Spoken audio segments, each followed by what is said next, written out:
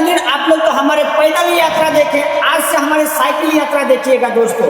अभी हम लोग बागेश्वर धाम पावन धरती पे हैं और हम लोग रवाना हो रहे हैं उत्तराखंड देवभूमि पर। हमारे बंगाल के 3 लाल साइकिल यात्रा कर रहे हैं, वो भी बंगाल से। तो आप लोग ज्यादा से ज्यादा सपोर्ट कीजिएगा हमारे सनातन धर्म के लिए। हम लोग इतना कुछ कर रहे हैं, आप लोग हम लोग को सपोर्ट कीजिएगा दोस्तों।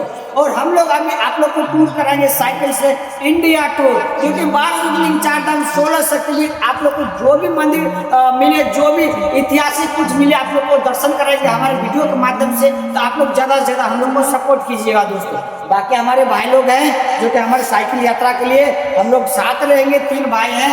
এখন আমরা কোথায় যেতে চলেছি? কেদারনাথ দেবভূমি। বন্ধুরা ভিডিওতে জুড়ে থাকো।